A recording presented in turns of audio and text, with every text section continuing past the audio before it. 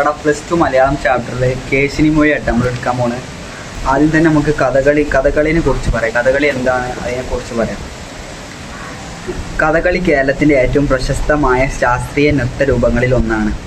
നൃത്തം, സംഗീതം, അഭിനയം എന്നിവയുടെ മനോഹരമായ 14-ാം നൂറ്റാണ്ടിൽ കേരളത്തിൽ രൂപം കൊണ്ട ഈ കലാരൂപം പ്രധാനമായും രാമായണമാണ്.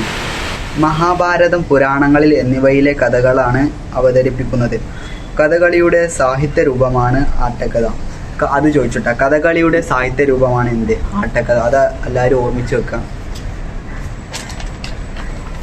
സിനിമക്ക് തിരക്കഥ എന്ന പോലെയാണ് കഥകളിക്ക് ആട്ടക്കഥ. കൊട്ടാരക്കര തമ്പുരാൻ ആണ് കഥകളി സാഹിത്യത്തിൻ്റെ ഉപജ്ഞാതാവ് ആയി അറിയപ്പെടുന്നത്. പദങ്ങളും ശ്ലോകങ്ങളും ആയി ആണ് ആട്ടക്കഥ രചിക്കുന്നത്. പദങ്ങൾ അഭിനയിക്കുകയും ശ്ലോകങ്ങൾ കഥ സൂചനയായി ആരങ്ങളിൽ അവതരിപ്പിക്കാൻ പ്രയാസമുള്ള കാര്യങ്ങൾ ശ്ലോകങ്ങളായി അവതരിപ്പിക്കുകയാണ് ചെയ്യുന്നത്. ആട്ടക്കഥ കൊണ്ട് തൻ്റെ കഴിവ് വെളിപ്പെടുത്തിയ ആളാണ് ഉണ്ണായി വാര്യർ. അദ്ദേഹത്തിൻ്റെ നളചരിതം ആട്ടക്കഥ എന്നതിൽ ഉപരി സാഹിത്യമേന്മ കൊണ്ടും മുൻപന്തിയിൽ തന്നെയാണ്. നമുക്ക് നളചരിതം കഥയിലേക്ക് പോകാം.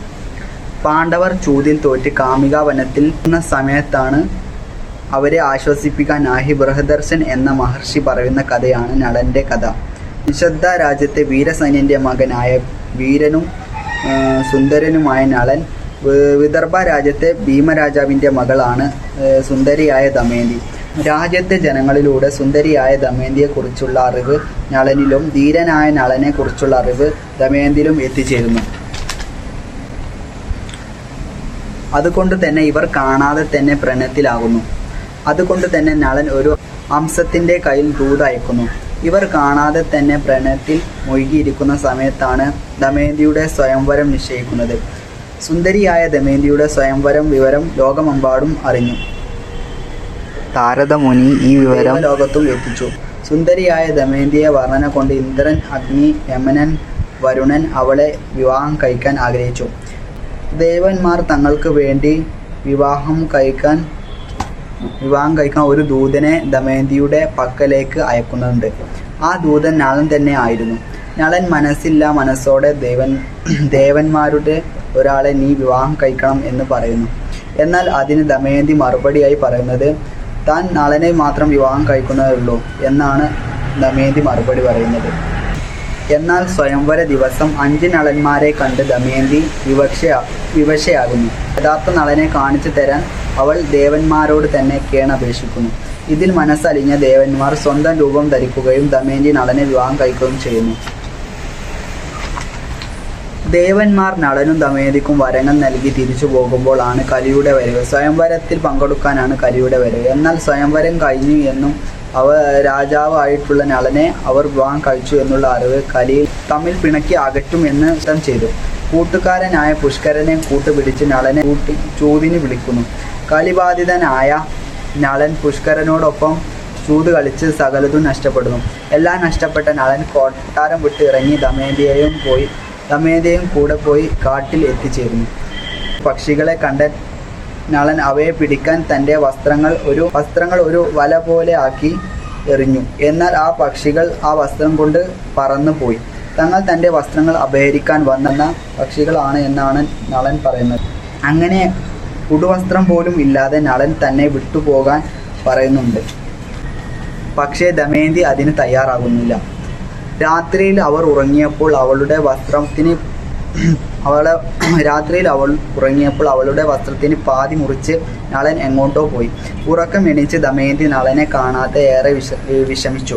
കാട്ടിൽ ഒറ്റക്ക് അലഞ്ഞ അവൾ പലതരത്തിലും ബുദ്ധിമുട്ടുകൾ നേരിടേണ്ടി വന്നു. കാട്ടിൽ നിന്ന് രക്ഷപ്പെട്ട ദമയന്തി ചേതരാജ്യത്ത് എത്തിച്ചേരുന്നു. ഈ സമയത്ത് നളൻ തീയിൽ അകപ്പെട്ട കാർക്കോടകൻ എന്ന സർപ്പത്തെ രക്ഷിക്കുന്നു. സർപ്പത്തിൻ്റെ കടിയേറ്റ നളൻ വിരൂപനായി മാറുന്നുണ്ട്.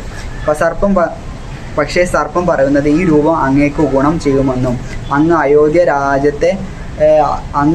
രാജ്യത്ത് എത്തിച്ച് ബാഹുകൻ എന്ന പേരിൽ അറിയപ്പെടുമെന്നും കണ്ണൻ്റെ തേരാളിയായി കഴിയണമെന്നും കൂടെ ഞാൻ തരുന്ന ഈ വസ്ത്രം ധരിച്ചാൽ പൂർവ്വ രൂപം തിരിച്ചു കിട്ടുമെന്നും സർപ്പം പറയുന്നു.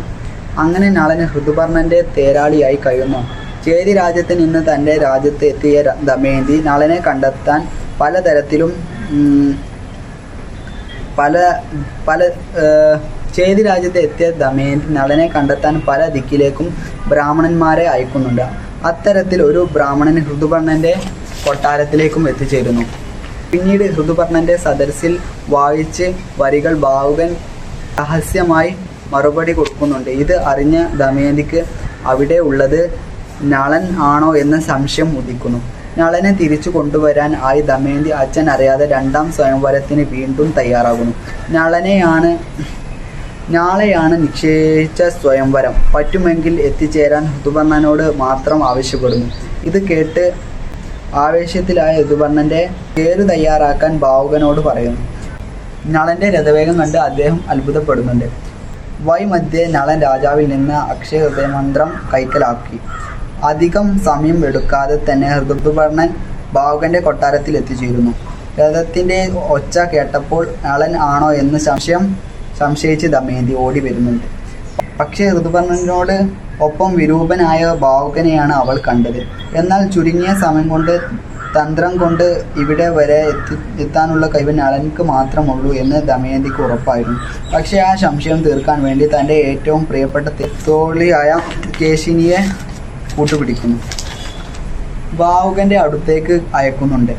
അത്തരത്തിൽ കേശിനി ബാഹുകനെ നിരീക്ഷിച്ച് ദമയന്തിയുടെ മുമ്പിൽ കാര്യങ്ങൾ അവതരിപ്പിക്കുന്നതാണ് ഈ പാഠഭാഗത്തിൻ്റെ പ്രധാന സന്ദർഭം. ഇനി പാഠത്തിലേക്ക് പോകാം.